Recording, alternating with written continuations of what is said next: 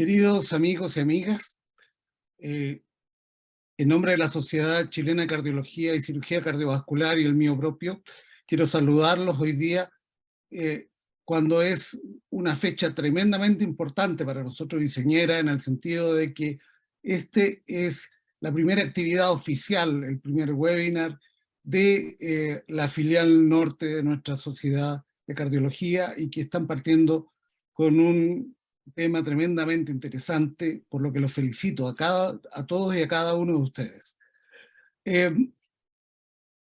Junto con saludarlos, la verdad es que quiero presentar al doctor Anthony Cataldo. Él es cardiólogo hemodinamista del Hospital de Antofagasta. Los dejo con él y quien les presentará al resto de los integrantes del panel. Que estén muy bien. Gracias, doctor Sepúlveda. Hola a todos, buenas tardes. Gracias por conectarse, por estar con nosotros. Les quiero dar la bienvenida. Efectivamente, este es el primer webinar de nuestra Sociedad Norte de la SOCICAR, que se inició hace muy poquito. Yo soy el doctor Cataldo, trabajo en el Hospital de Antofagasta y en esta oportunidad estaré de moderador.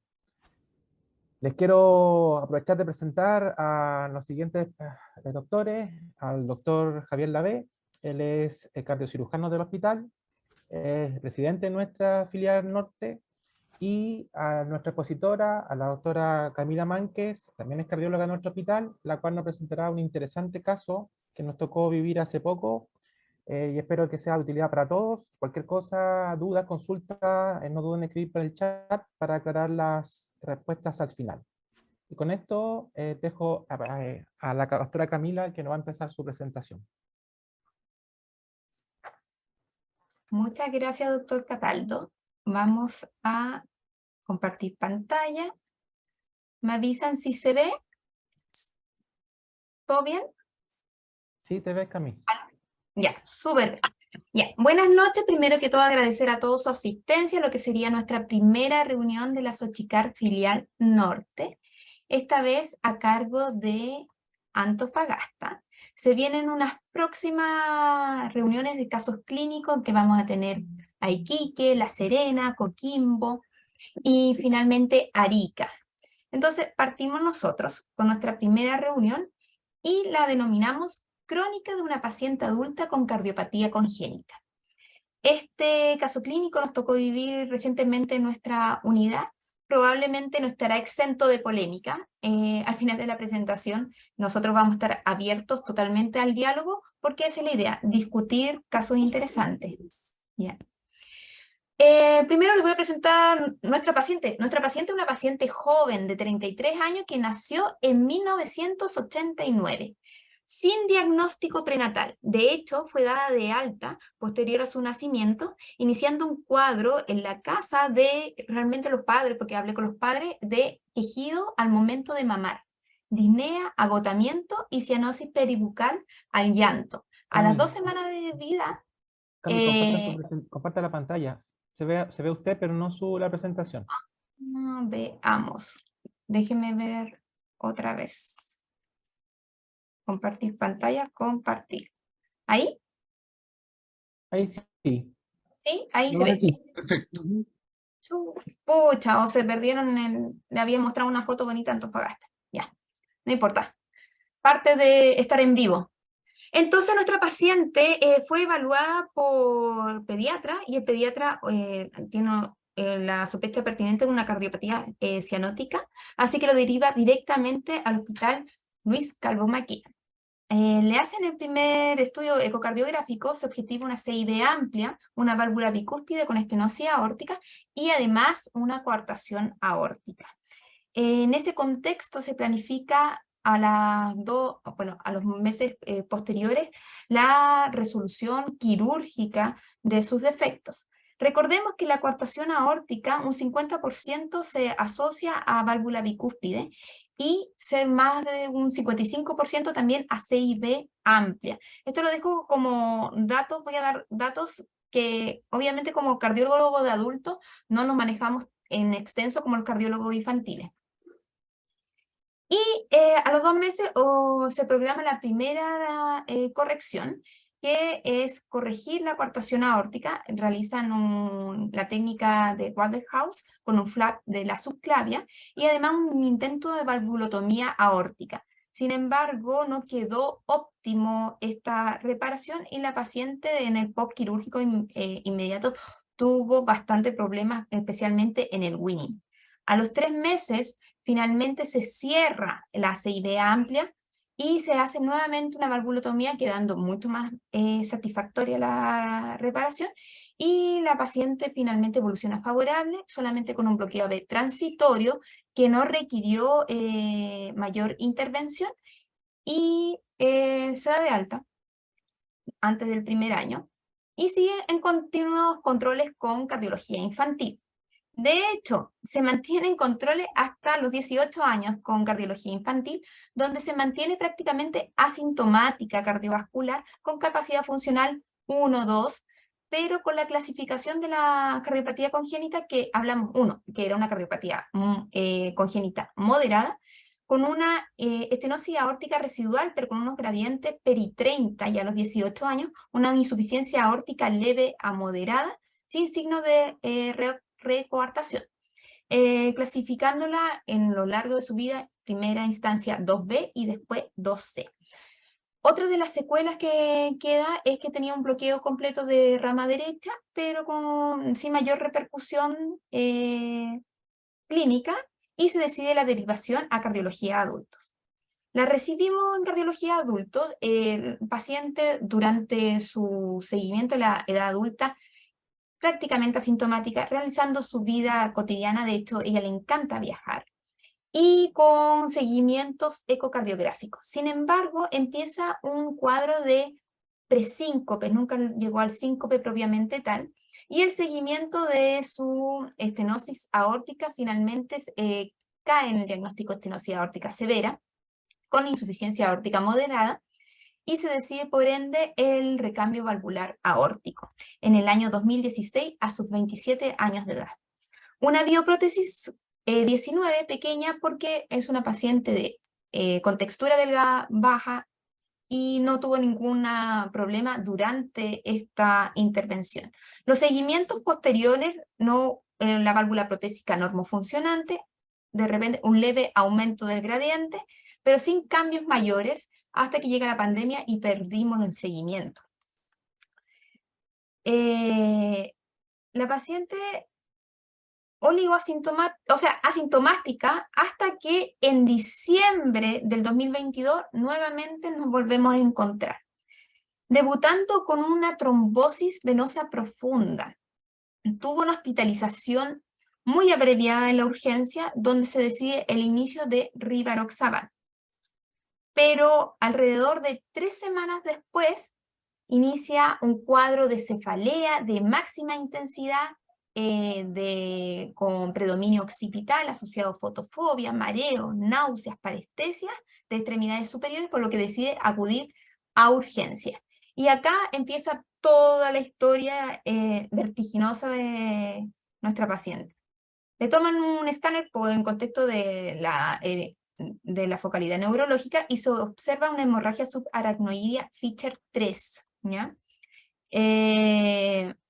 Además, se toma un angiotac. ¿Por qué? Porque había que descartar si había malformación arteriovenosa, aneurisma, y principalmente recordar que las coartaciones aórticas presentan aneurismas intracraneales. De hecho, son una de las causas de muerte extracardiovascular de los pacientes con cardiopatía congénita que nacieron con coartación aórtica, que en este caso se descartó.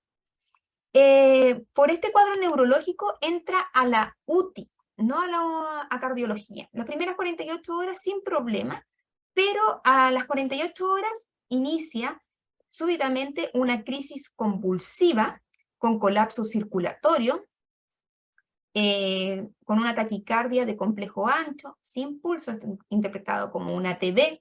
Requirió obviamente manejo de reanimación cardiopulmonar con apoyo avanzado de la vía aérea, cardioversión en 2 oportunidades, y la paciente luego de ello muy deteriorada hemodinámicamente, con necesidad de droga vasoactiva al alza en forma abrupta, con noradrenalina, adrenalina, dobutamina, se hace el análisis crítico, no se sabía si primero había sido la convulsión o el trastorno de ritmo, por toda la vorágine del suceso que fue muy rápido, y deciden complementar el estudio o por el compromiso hemodinámico con un ecocardiograma.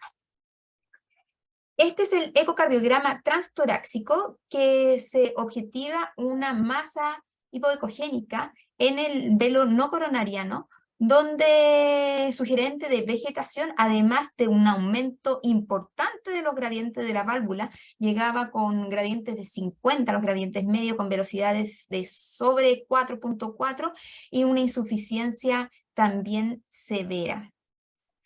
La paciente entonces se configura el diagnóstico de endocarditis, ¿ya? Realmente con un shock mixto desde el punto de vista del shock séptico, el shock cardiogénico, además falla renal aguda, con necesidad de terapia de reemplazo renal muy deteriorada, con alta mortalidad solamente considerando el SOFA, sin considerar además sus comorbilidades, que era la cardiopatía congénita ya reparada y la prótesis valvular. Pero gracias a su edad responde favorablemente al manejo antibiótico. Se pancultiva, no se objetiva microorganismos, se inicia antibiótico, la paciente logra aquietar el cuadro y se hace análisis de la hemorragia subaracnoidea, no hubo transformación hemorrágica, y se decide el mejor momento para la reintervención de su prótesis biológica que ahora está, prótesis biológica que ahora estaba con una endocarditis.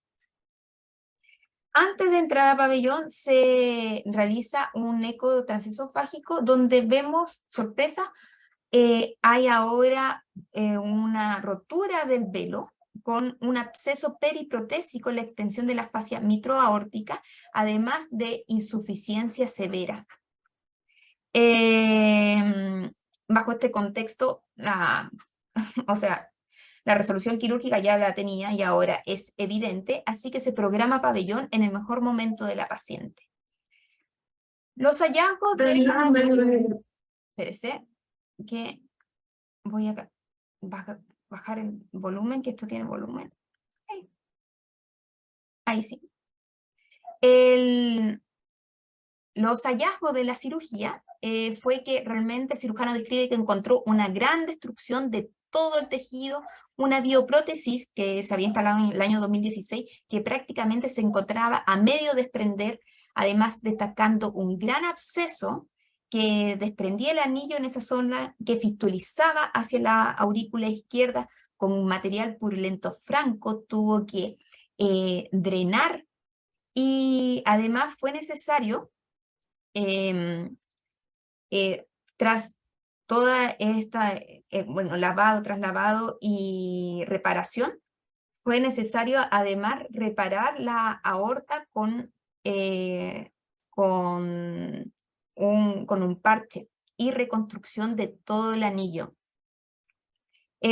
¿Cómo se reconstruyó? Finalmente quedó el tracto de salida muy estrecho, se tuvo que hacer una ampliación del anillo para finalmente colocar una válvula que era igual a la anterior, que era una número 19, bioprótesis. ¿Por qué? Porque la paciente había debutado con una hemorragia subaracnoidea, entonces teníamos los conflictos de la anticoagulación.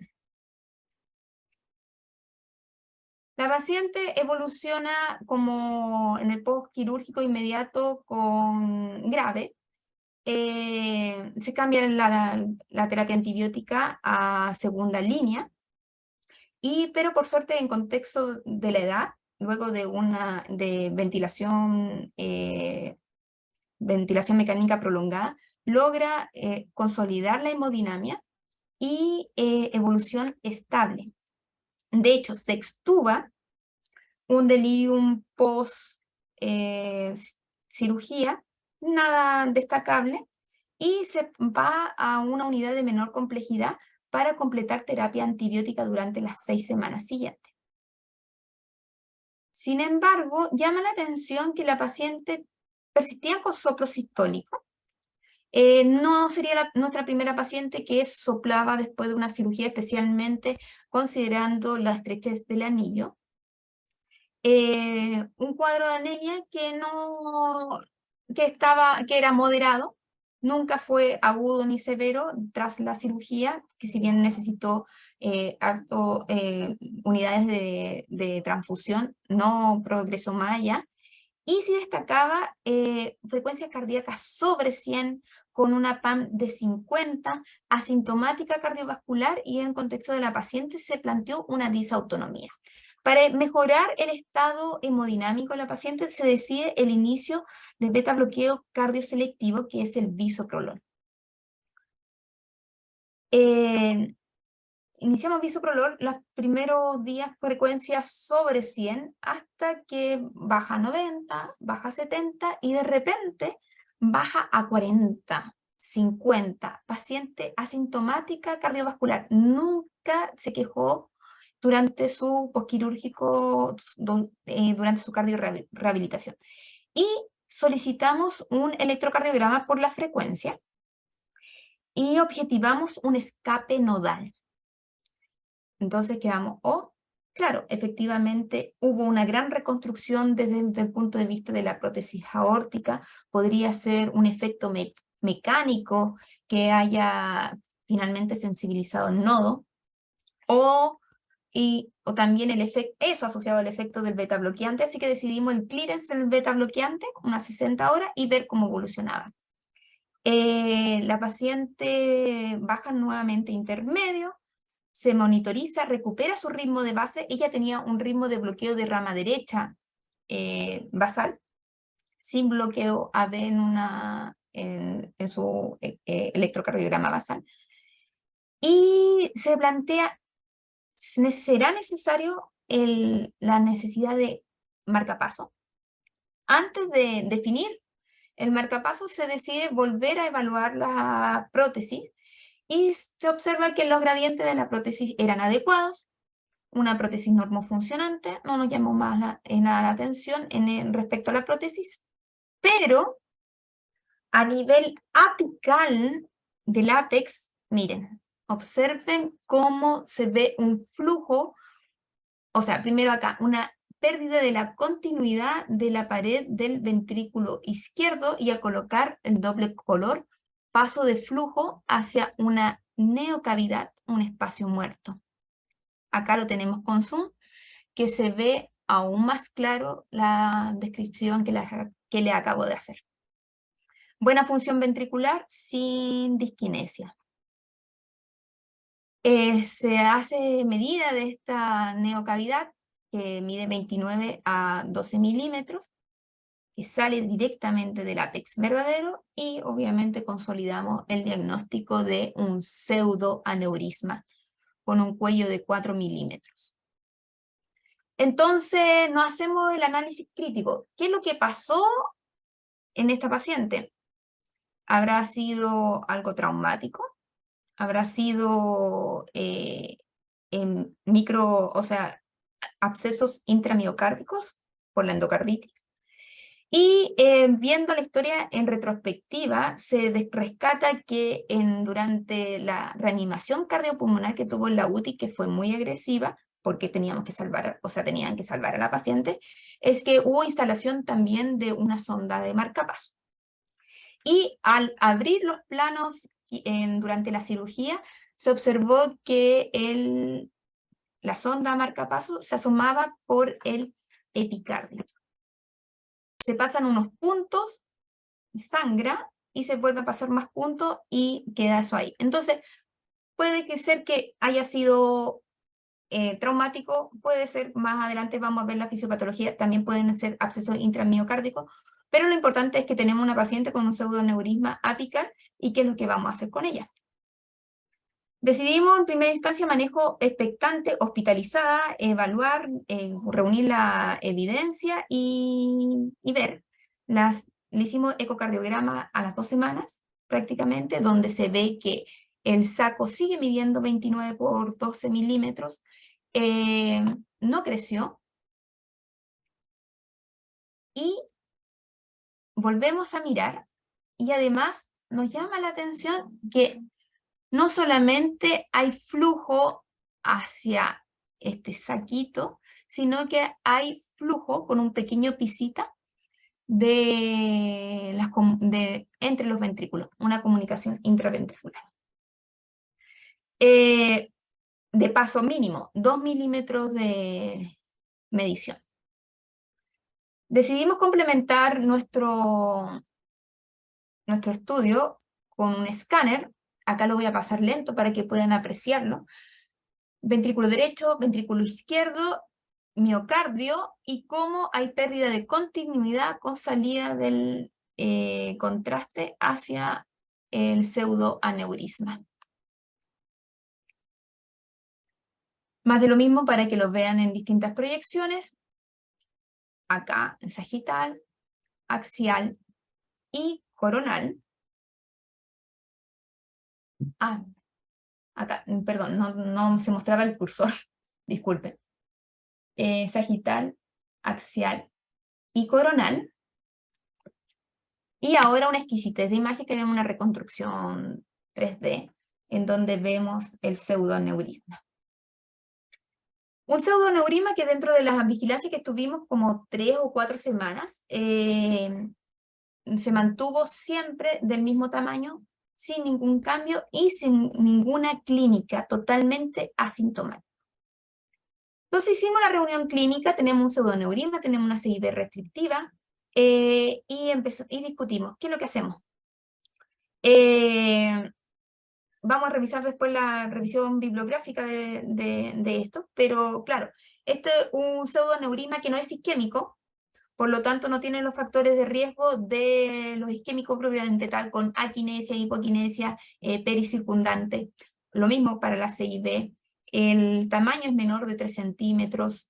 La paciente ya había, sería esta su tercera cirugía en la vida, y con alto riesgo de que ya había hecho una endocarditis que eventualmente se podría reinfectar y volver a una cirugía nos parecía cruento, así que decidimos el manejo expectante en contexto de que el seguimiento de las primeras semanas había sido idem. Y respecto a la necesidad de marcapasos, decidimos hacerle un estudio electrofisiológico. Así que llamamos al equipo de arritmia, quien decide hacer el estudio electrofisiológico, donde se objetiva que la función sinusal era normal. ¿Ya? Y realmente los periodos refractarios anterógrados eran muy borderline, límite superior, nada categórico que me hiciera, o sea, que le hiciera pensar la necesidad real 1A o 2A de instalación de marcapaso. Se habla con la paciente entiende, sabe que nosotros dijimos tenemos que mantener un manejo expectante, porque esto puede ser el panorama de hoy día, pero mañana puede esto cambiar, y ella también estaba de acuerdo en que decide mantener el seguimiento clínico estrecho, con holter de ritmo, test de esfuerzo, cardiorehabilitación, y ver cómo responde la vida diaria desde el punto de vista eléctrico. Y obviamente con la contraindicación absoluta de beta bloqueante. La paciente la dimos de alta. La dimos de alta ya hace prácticamente 3 semanas. Tuvo control el día viernes pasado conmigo. Está asintomática cardiovascular, está en cardiorehabilitación, está en capacidad funcional 1, están pendientes los holters de ritmo, el test de esfuerzo, pero no ha tenido ninguna molestia. Y eso sí, se le hizo un nuevo ecocardiograma donde el saco mide exactamente lo mismo que al alta. Entonces, vamos a hacer ahora una pequeña revisión bibliográfica respecto a varios temas que hemos tocado respecto a nuestra paciente que nació con cardiopatía congénita. Primero, gracias a los avances de la cardiología pediátrica en contexto de su cirugía, intervención percutánea, etc., ha existido un dramático aumento de la prevalencia de cardiopatía congénita en el adulto. ¿Ya? De hecho, actualmente la cantidad de pacientes con cardiopatía congénita en el adulto supera a la cantidad de pacientes pediátricos con cardiopatía congénita. ¿Por qué? Por la prevalencia que se va acumulando. Entonces, nosotros ahora tenemos que acompañar a los pacientes durante el curso de su vida, incluso en planificación familiar, y también abordando otras esferas que serían las comorbilidades y el envejecimiento. El 66% de los pacientes con cardiopatía congénita logra sobrevivir a la edad adulta. Si nosotros, recordemos que la división de cardiopatía congénita puede ser simple, moderada o severa. El 90% de las cardiopatías congénitas simples llegan a los 60 años. El 75% de las cardiopatías congénitas moderadas llegan a los 60 años, que es nuestra paciente. Y no es menor que un 40% de las cardiopatías congénitas severas, que si bien es menos de la mitad, llega a los 60 años, pero significa que a los 50 años el 50% logra cumplir 50 años. Sabemos que tiene mayor aumento de la mortalidad, 4 veces respecto a los pacientes que no tienen cardiopatía congénita, y que esa mortalidad está conducida principalmente por problemas cardiovasculares y falla cardíaca, cerca de un 70%. Destacando las arritmias, la insuficiencia cardíaca, y por la edad también desarrollan cardiopatías coronarias. Pero miren, esto también quería destacar. Dentro de las causas de mortalidad tenemos la endocarditis, que incluso es mayor a la muerte súbita. ¿Ya? Respecto a las cardiopatías congénitas y la endocarditis, no existen estudios, obviamente porque la población es súper acotada, pero este estudio trata de caracterizar y evaluar el pronóstico del paciente con cardiopatía congénita y endocarditis. ¿Será peor? ¿Será mejor? ¿Tiene mayor o menor mortalidad? Y sorprendentemente, el paciente con cardiopatía congénita que desarrolla endocarditis tiene menor mortalidad que el paciente con endocarditis y sin cardiopatía congénita. ¿Por qué? Porque el paciente que desarrolla endocarditis con cardiopatía congénita tiende a ser más joven y con menor comorbilidad. Y es eso lo que conduce finalmente la mortalidad en este cuadro. Aparte de que los pacientes con cardiopatía congénita logramos caracterizar microorganismos menos nocivos y agresivos como el Streptococcus viridans versus los sin cardiopatía congénita, que son los Staphylococcus aureus, etc.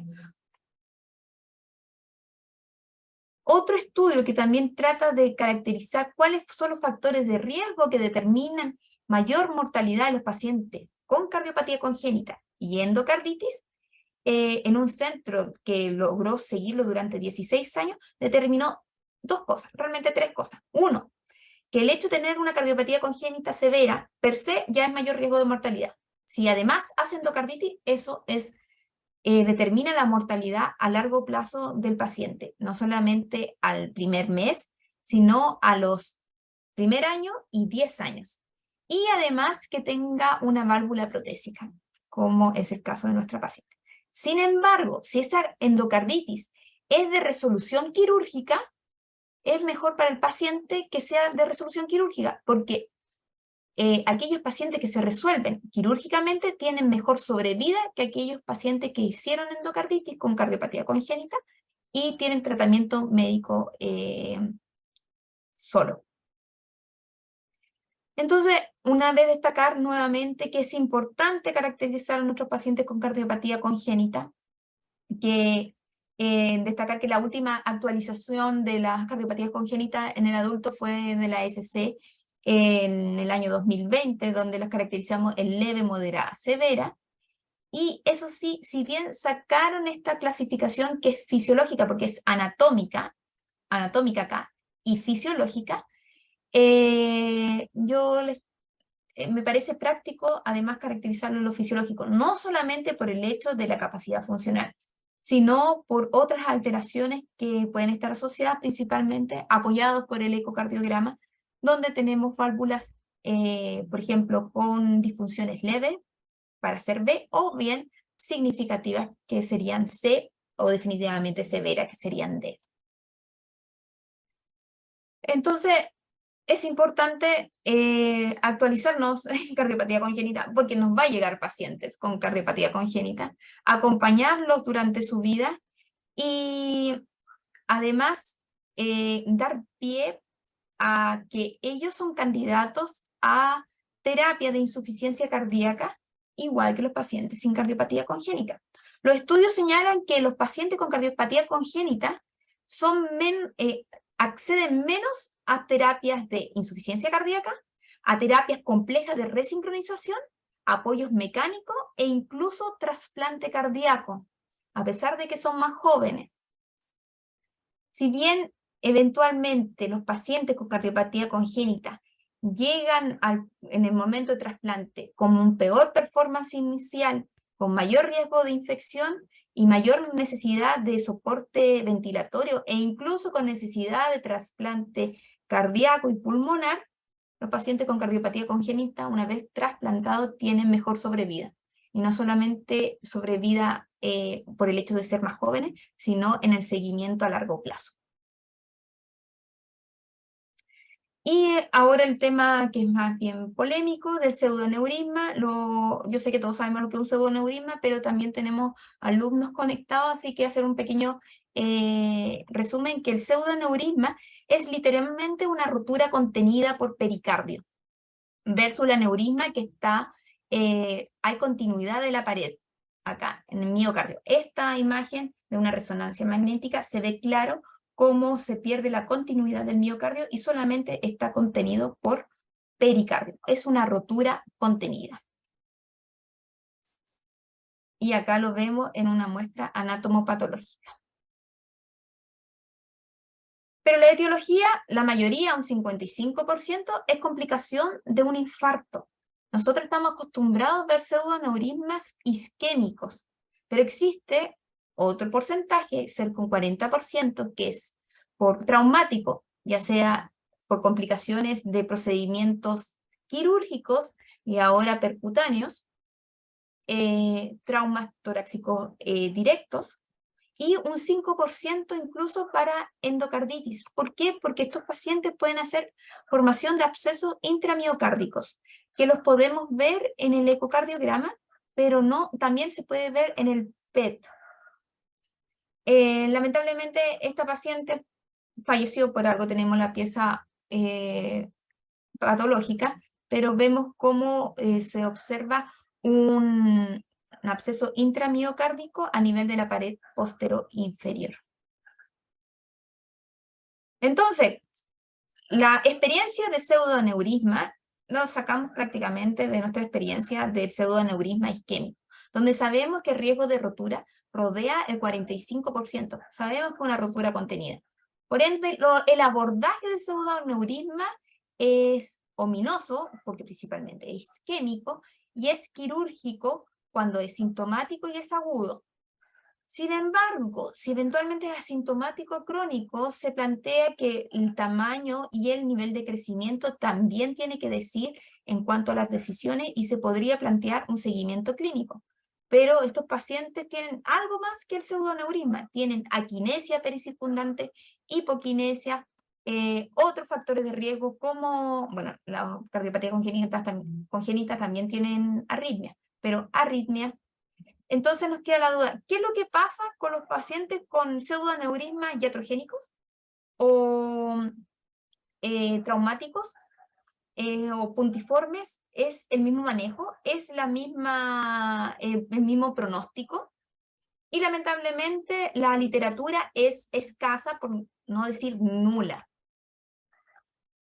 Sin embargo, hay un intento de describir, y este es lo más amplio que encontré, de reunión de casos clínicos de pseudoneurisma que tuvieron cierre percutáneo, que lograron reunir 93 casos, de los cuales intentaron el cierre percutáneo porque eran pacientes de muy alto riesgo quirúrgico.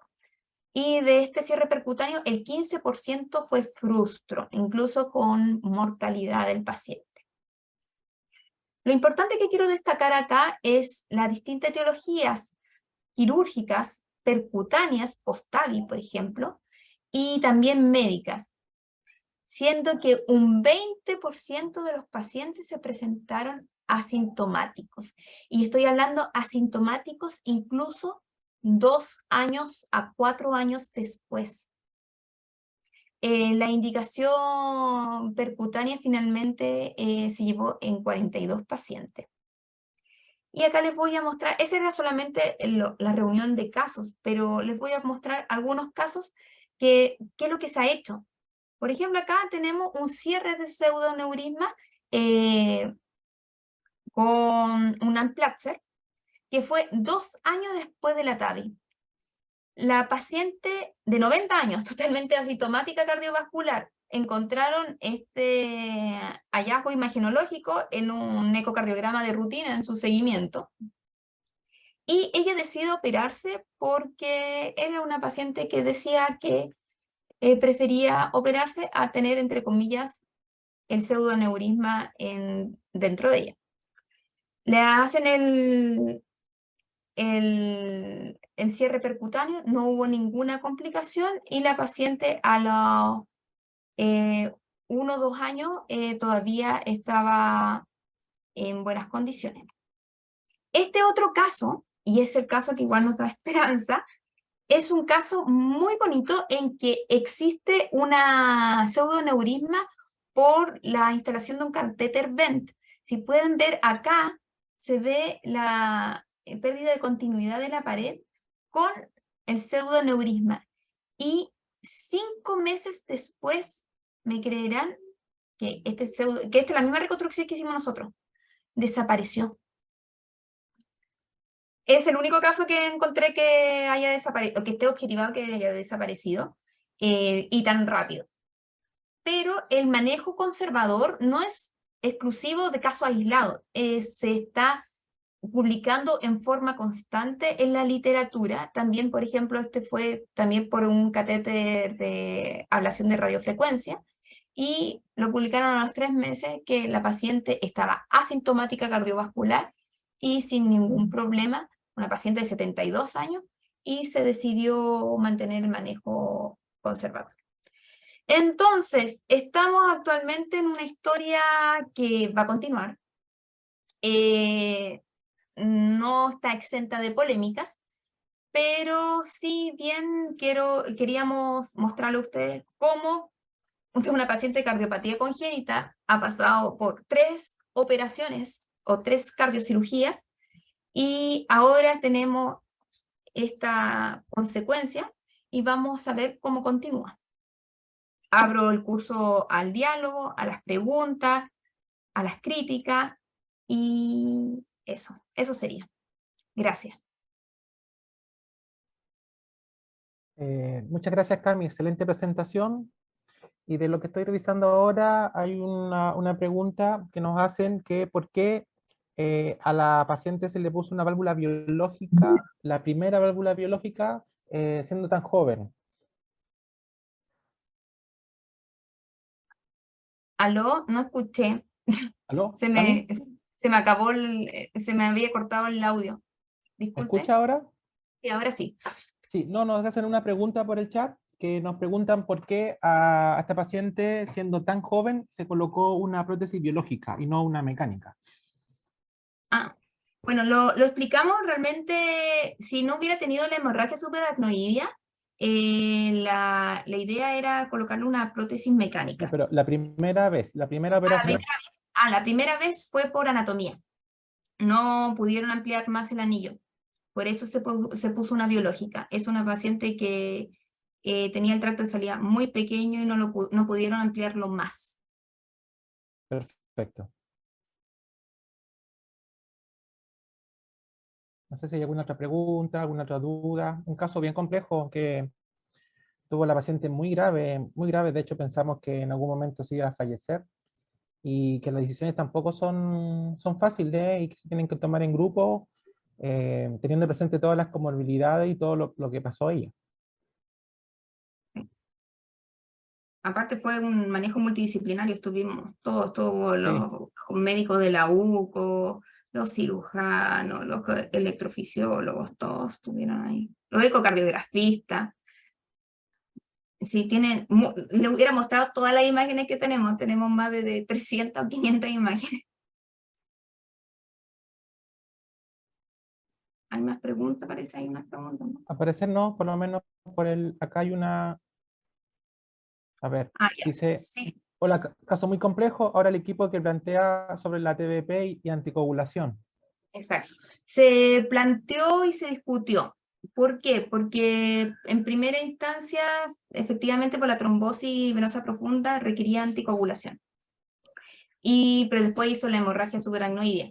Así que se evaluó costo-beneficio. Realmente la paciente, después de su debut de la TBP, que fue en diciembre, nunca hubo oportunidad posteriormente, de lo grave que estuvo, volver a anticoagularla, y finalmente se desestimó. Sí se hizo estudio de trombofilia para agregar algo más, porque la paciente no tenía factores de riesgo desde el punto de vista de viaje reciente, etcétera. Pero sí asumimos que la trombosis venosa venía en el contexto infeccioso de una endocarditis que venía de tiempos de evolución para llegar a ser tan destructiva.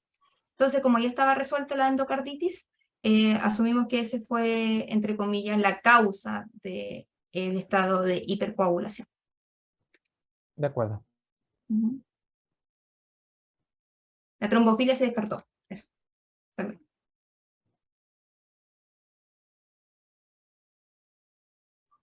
¿Alguna otra duda, alguna otra pregunta? Anthony, Dígame.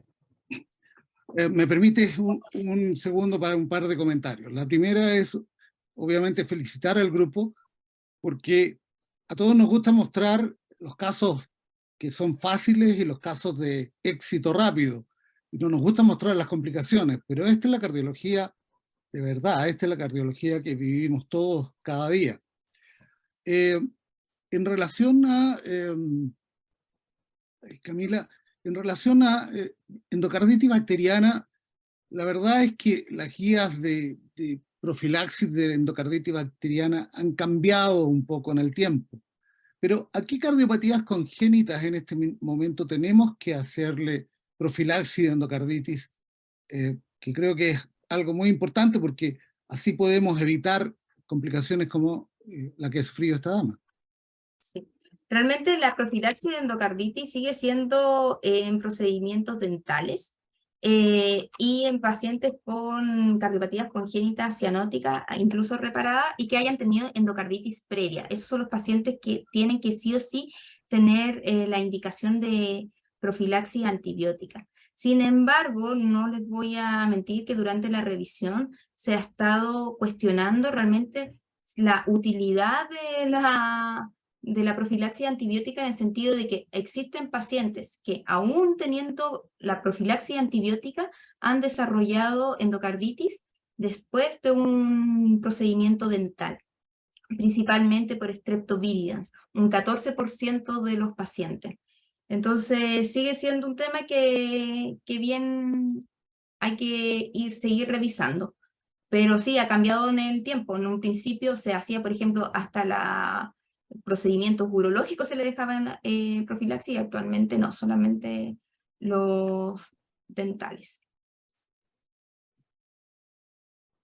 Eso no sé si quiere algo agregar el doc. Sí, No, quería comentar un tema sobre la verdad que las perforaciones miocárdicas y los procedimientos invasivos.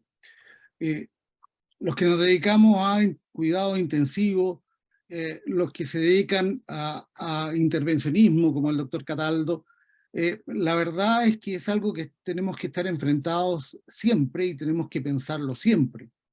Todo paciente eh, que se está haciendo un procedimiento, o un paciente que se colocó una sonda marcapaso y de pronto se compromete la hemodinamia, con hipotensión, con pulmón relativamente sano, limpio, en esos pacientes tenemos que pensar que hay una complicación mecánica de una rotura coronaria o de una perforación miocárdica, cuando con el marcapaso o con el procedimiento electrofisiológico. Así que es una complicación que uno tiene que estar pensando.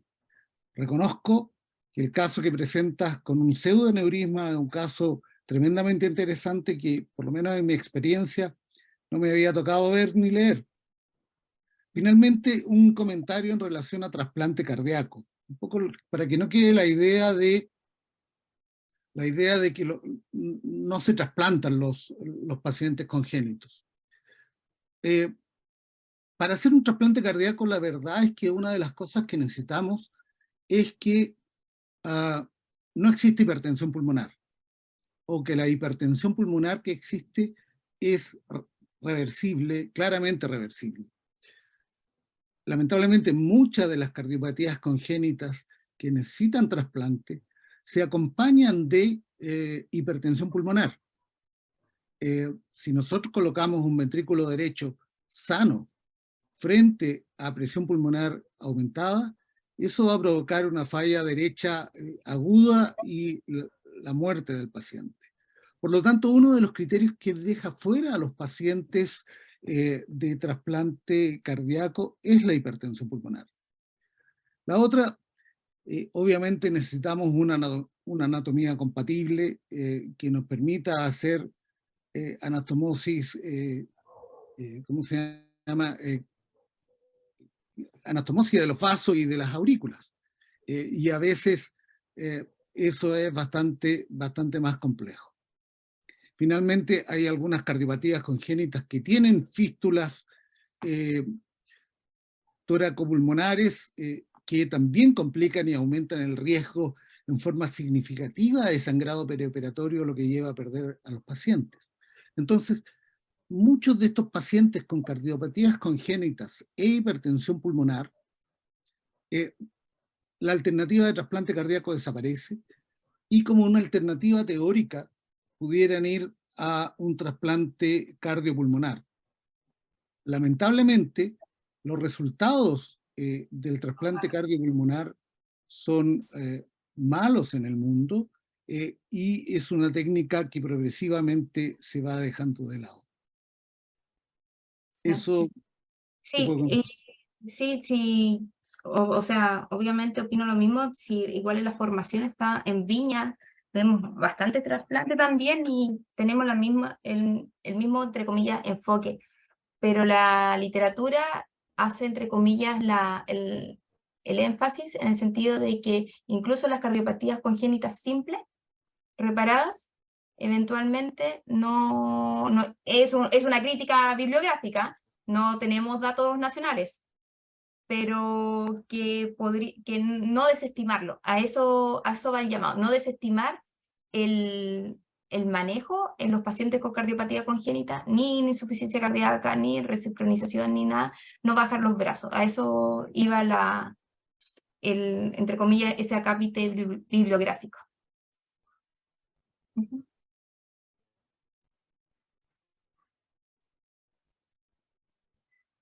¿Alguna otra pregunta? ¿No? Si no me equivoco, Anthony, hay algunas preguntas aquí en el chat. Sí, mira, la pregunta de la Cami. Cami, ¿te acuerdas si que la paciente tenía microbiología, si se puede obtener resultado de algún cultivo de ella? Negativo, no, nos quedamos en blanco. Se hizo todo tratamiento empírico.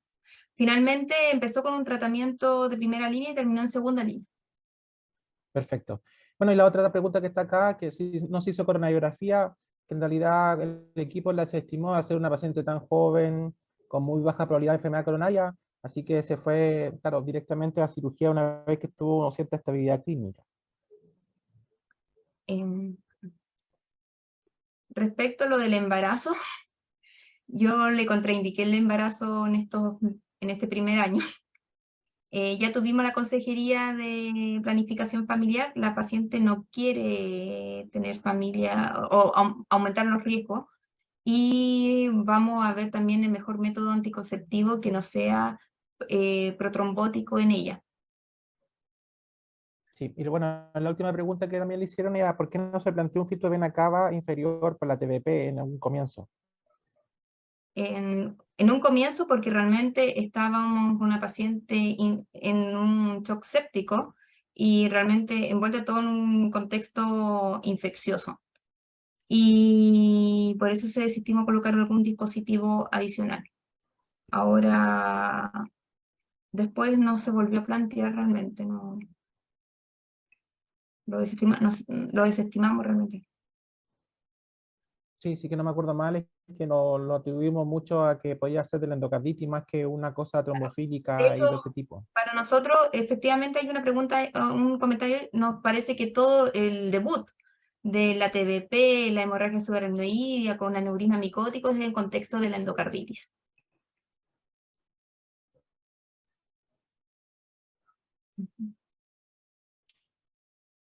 Lo ¿Tiene foco? importante también es que si la paciente tenía problemas de la anticoagulación, el filtro no está exento de complicaciones.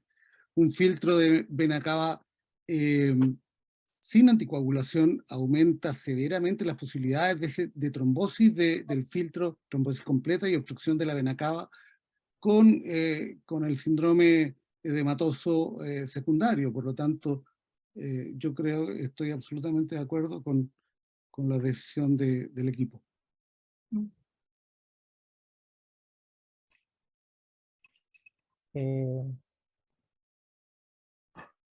No, más que nada eso, la otra pregunta que está dando vuelta es que en algún momento decía acá por la contraindicación de anticoagulación para no complicar la subaracnoidea. Bueno, igual tuvo complejo el caso, o sea, pasó por varias opiniones, entonces no fue fácil tomar decisiones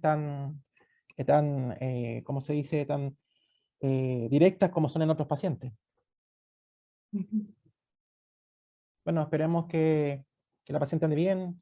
No son fáciles los casos. El pseudoneurisma, igual nos puso a discutir harto, pero esperemos que manejo conservador, hacer un pseudoneurisma pequeño y además esperando que con todas las cirugías que tiene la paciente tenga muy buena adherencia del tejido del pseudoneurisma, pueda andar bien y no se complique. Sí. La tenemos en seguimiento, así.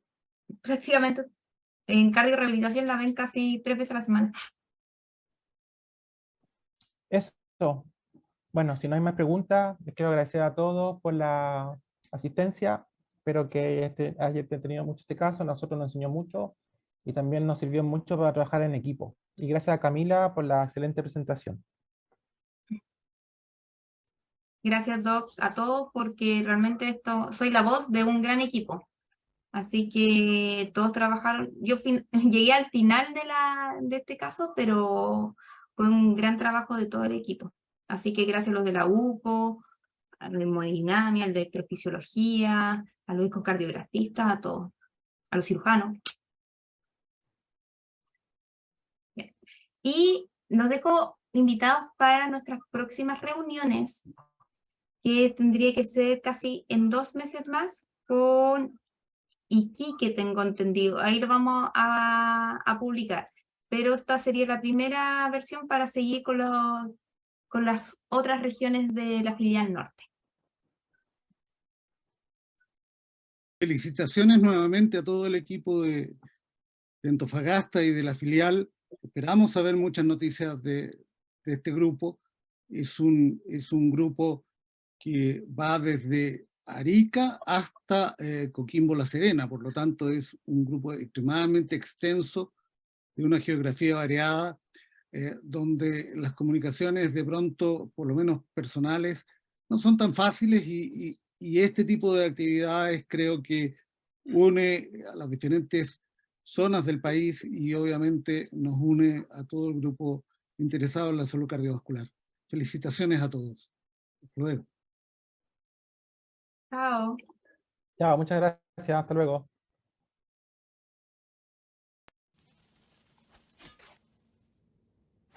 Bien.